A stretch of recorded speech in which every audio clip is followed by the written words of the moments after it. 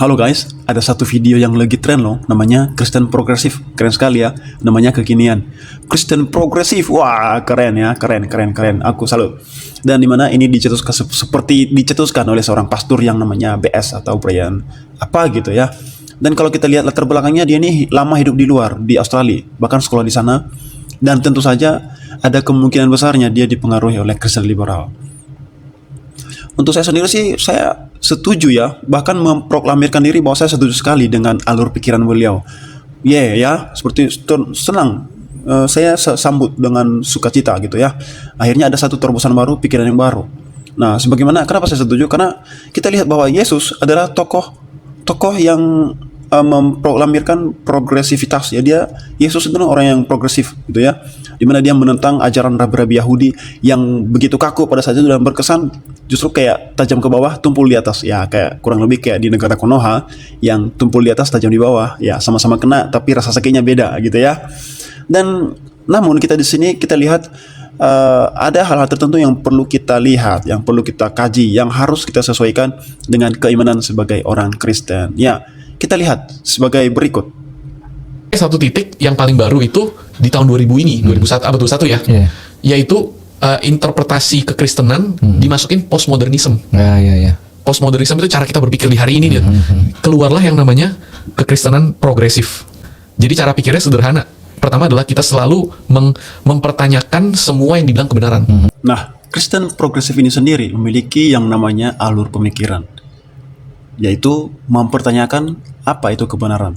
Dalam artian begini, ketika kita mempercayai suatu kebenaran, maka kita harus mempertanyakan kenapa kita harus meyakini kebenaran itu, kenapa kita harus mempercayai kebenaran itu.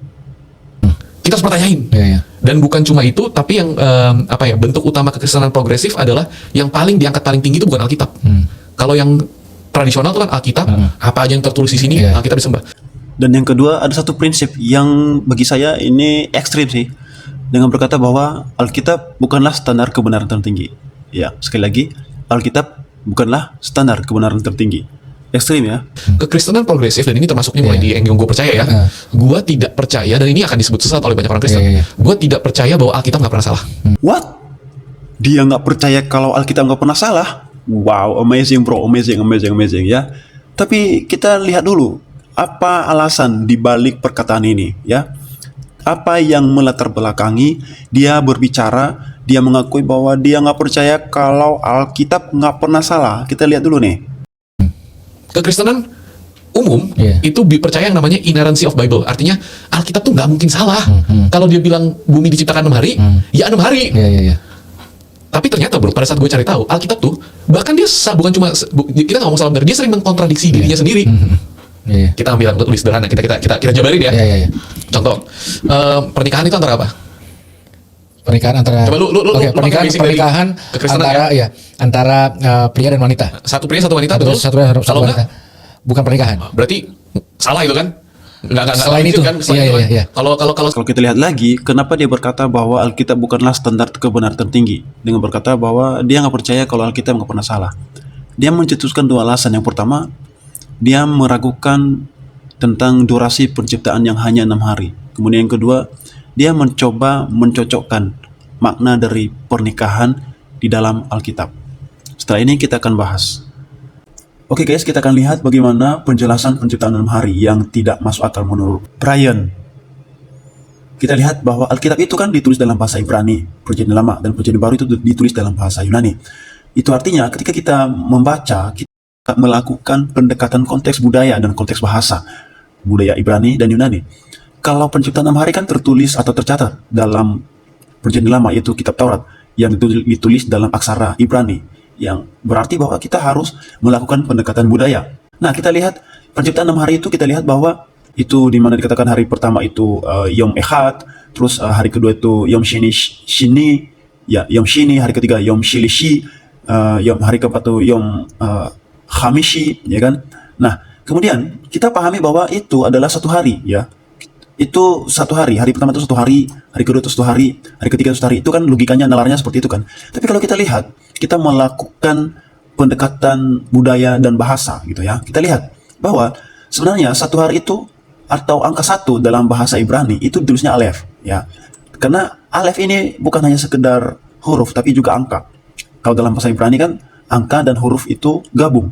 Dan mana huruf alef itu sekaligus angka 1, ya. Huruf alef itu sekaligus angka 1, dibaca alef. Dan menurut budayanya, untuk menulis angka 1000 juga menggunakan huruf alef. Hanya saja dibacanya elef, bukan alef lagi, tapi elef.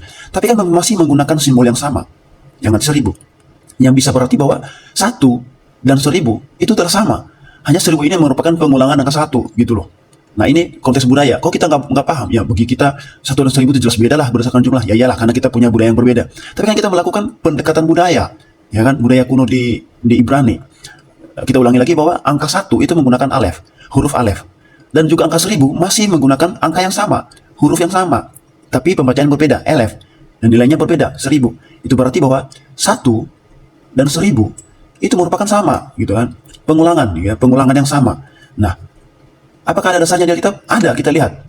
Akan tetapi saudara-saudaraku yang kekasih, yang satu ini tidak boleh kamu lupakan. Oke, lihat ya. Yaitu bahwa di hadapan Tuhan, 1 hari sama seperti 1000 tahun. Oke, dan 1000 tahun sama seperti 1 hari. Ya, bukankah ini relate dengan penjelasan ini tadi? Ya kan? Relate dengan penjelasan ini bahwa 1 hari sama dengan 1000 tahun. Dan 1000 tahun sama dengan 1000 hari. Ya kan? Jadi antara 1 dan 1000 sebenarnya sama aja gitu loh. Di hadapan Tuhan itu sama aja. Nah, ini yang dipahami oleh budaya Ibrani kuno. Dan sebenarnya apa yang ditulis oleh Petrus dalam 2 Petrus 3 ayat 8 ini, sebenarnya itu kopian dari Mazmur atau dalam kitab Islam itu Zabur gitu ya. Bahwa 1 sama dengan 1000, 1000 sama dengan 1 sama aja sebenarnya. Nah, ini yang dipahami oleh budaya Ibrani kuno. Nah, yang berarti bahwa penciptaan 1 hari, hari pertama, hari kedua, hari ketiga itu nggak melulu atau kita nggak bisa memahaminya adalah durasi waktunya 24 jam yang kita pahami sekarang ini, di zaman sekarang. Yang berarti bahwa hari pertama tidak berarti 24 jam. Hari kedua tidak berarti 24 jam. Hari ketiga bukan berarti 24 jam. Bukan. Nah, ini yang dikatakan dengan kita harus melakukan pendekatan konteks budaya Ibrani gitu loh. Nah, ini yang harus dipahami. Jadi menafsirkan Alkitab itu jangan seenak jidat gitu ya. Jangan seenak jidat. Enggak. Kita harus pahami konteks dan pendekatan-pendekatannya gitu loh. Nah, kita lihat. Kalau 1 hari tidak harus selalu sama dengan 24 jam. Terus berapa dong? Nah, kita lihat. Kalau 1 sama dengan 1000 bisa diartikan 1000. 1000 bisa diartikan dengan 1. Itu artinya bahwa hari pertama itu bisa jadi 1 periode waktu. Kita nggak tahu 1 periode waktunya. Bisa jadi 1000 tahun. Bisa jadi. Who know? Siapa tahu gitu. Siapa yang tahu? Who know gitu ya. Kemudian bisa juga berarti 1 juta tahun bisa jadi. 10 juta tahun bisa jadi. 1 miliar tahun bisa jadi. Yang penting kan masuk dalam kategori atau termasuk dalam pengertian 1 periode waktu. Itu artinya hari pertama aja kita nggak tahu. Bisa jadi hari pertama itu yang Tuhan menciptakan langit dan bumi itu kita nggak tahu berapa lama itu periode waktunya. Bisa jadi 1 miliar tahun, bisa jadi. Kalau sains menghitung pada akhirnya bumi ini berumur 7 miliar tahun atau 14 miliar tahun, bisa jadi.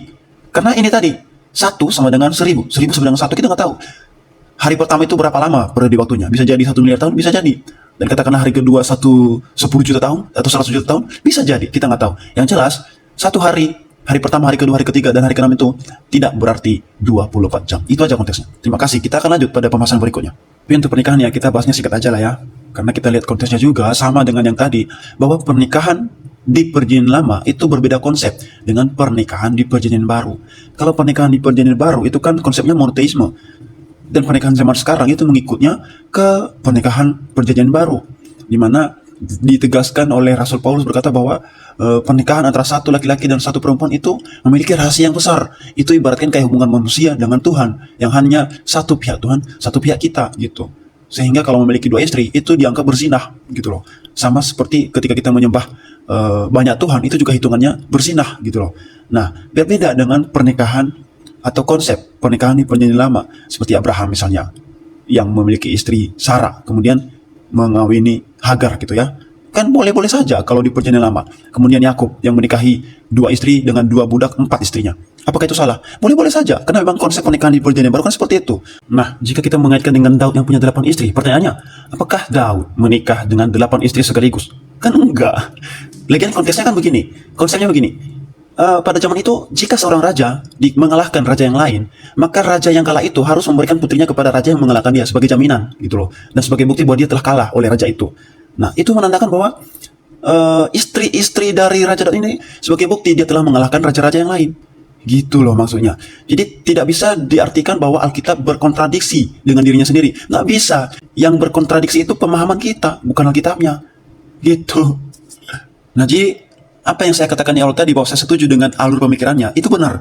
Tetapi saya tidak setuju dengan argumen dia. Gitu maksud saya. Ya. Itu artinya bahwa Alkitab tetaplah menjadi standar kebenaran tertinggi. Kenapa? Karena Alkitab nggak pernah salah. Yang salah adalah pemahaman kita tentang dia. Karena kita menafsirkan seenak jidat. Gitu loh maksudnya. Ya, sekian, terima kasih. Wassalam.